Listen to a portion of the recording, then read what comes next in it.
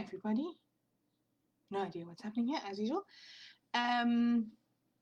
Is this thing on? Oh, there we go. Right. So hello everybody. I realize that this is probably not a great time for everybody to tune in for a live video. But I will make sure that I save all these videos and also put them on my YouTube channel so you can come and look at them later. I feel like it's the kind of thing that you might want to, you know, when you need it, you need it. Until then, who cares, you know. Right, so today we're going to be talking about converting your units for your recipes and for costings. This is kind of a continuation on some of the costing videos I made right at the beginning of lockdown. Those videos are still available if you want to see them. There you can see how I work out the costings, how I work out the pricing, and a few other things. I can't actually remember what was in those. It seems like a million years ago. A million years in a few months. Okay, so this is again quite a dry topic. I'm sorry. It's one of those things that you've got to know, but you know, maybe it's not everyone's cup of tea. Excitement. Okay, so I've got my trusty whiteboard here so that you can see what I'm doing. Quick bit of reflection there. Hang on, let's get on. No. Okay, there we go. So just to see what we're doing. Okay, so there are a few different things going on here. The first one is, so today I'm going to be talking a lot about comparing apples with apples. So the first thing that we're going to be talking about is changing within the same type of measurement. So what I mean by that is, for instance, so 250 milliliters is equal to 1 cup, is equal to, I don't know, a quarter of a pint or something, I'm not actually sure. And these kind of things will be in a table that you can find at the back of any book. There's a trillion of any baking book you'll find it. Also, another thing that you might be doing here is changing from ounces to grams. So for instance, just get the actual, here we go. Wait, that's what I want. Here we go. So for instance, 1 ounce, oopsie, OZ would be an ounce. This pen is not working, so I want this working. 1 ounce is equal to 28 grams. Okay. 1 pound, just make sure I'm telling you this correctly. 1 pound, so they write that as an LB, is equal to 450 grams. You might have it on your scale. Your scale will be able to change between them, in which case you'll be able to see easily, just change it to the whatever the recipe's given it. Okay, so this means that if you only have a milliliter cup measure or a scale that measures in grams or whatever, you can work out how much you need. Okay, that I think is fairly simple, and I think most people know what that is. Okay. The problem, also just, sorry, one more thing in this one. So just so that you know, 1 kilogram is equal to 1,000 grams. We're going to come back to this in a minute. And 1 liter is equal to 1,000 milliliters. Okay.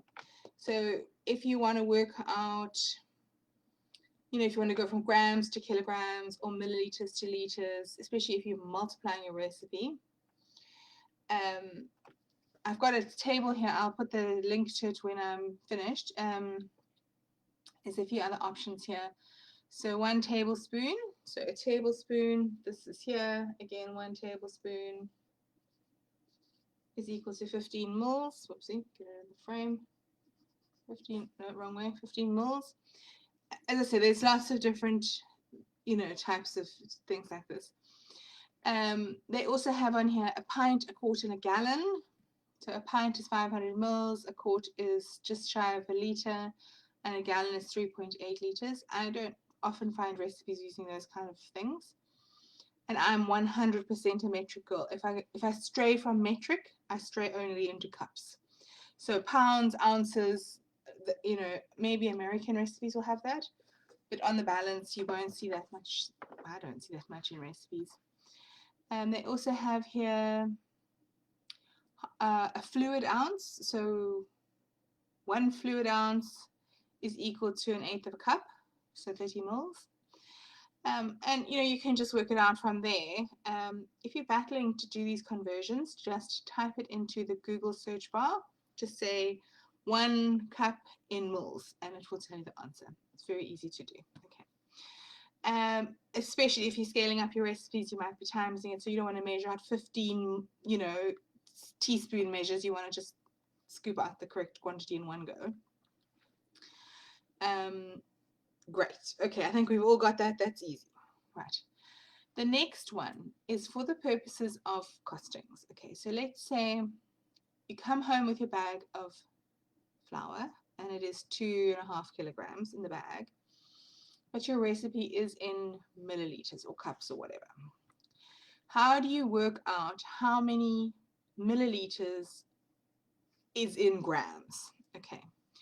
But now this comes with a big proviso. If you are using your grams and you're changing it into cups, whatever, this is fine for costings, but it can mess with your recipe. So don't do it for recipes, if that makes sense.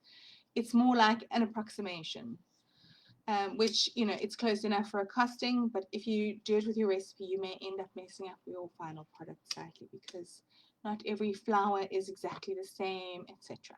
Okay. So the difference might be pretty much negligible in terms of costings, but it might not be negligible in terms of your recipe. So just keep that in your mind, please. Okay. For this, you will need to find a list of ingredients that tells you the answer to this. And there are also lots of these online. The one I've got here is Gemma's Bigger Bolder Baking. She's got, it's actually very cute. You can print it out. She's got pictures of her flour and sugar and cocoa and whatever.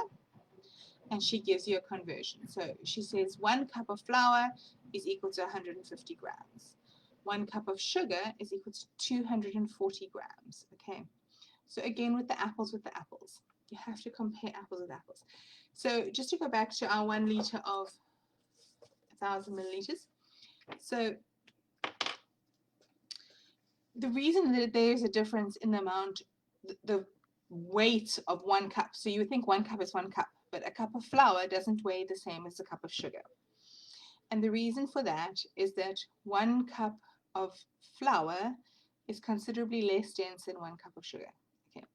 So the starting point, the middle point, and this is science, is that 1 liter of water, just water, is equal to 1 kilogram.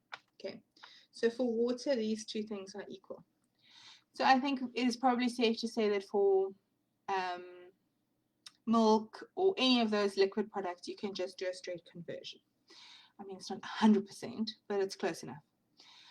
So back in the midst of time when we did science at school, we were told that oil is less dense in water. That's why it floats on the top. So 1 liter of oil would be less than 1 kilogram of weight.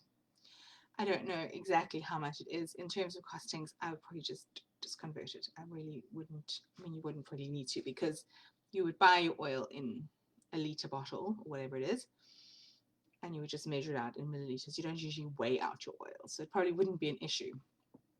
Okay, so if you think about your cup of flour, that is 150 grams according to this table. And I think you can imagine if you took a 2.5 kilogram bag of flour and a 2.5 kilogram of sugar and put them next to each other, you would immediately see that there's a difference. And of course, there is also a difference on how tightly packed it is. So if you compress it and squash it, of course, you're going to be able to get more and more and more into the cup. That's why when you weigh out for the purposes of making a recipe, you put it in and you cut away the top and you don't compress it in there. That's how we work out what a cup is. So in the case of the sugar and the flour, the sugar is more dense, it's heavier, for lack of a better word. 1 cup is heavier than the flour. Okay. But again, not every flour is the same. Some flour might have more moisture in it, making it more dense, blah, blah, blah, blah, blah. Which is why it's fine for just working out your costing, but I wouldn't rely on it for the recipe. I'm just repeating myself now. Okay. So if you wanted to compare 1 cup of sugar with 1 cup of caster sugar. Okay, so actually this is totally off the topic, but it's a good idea.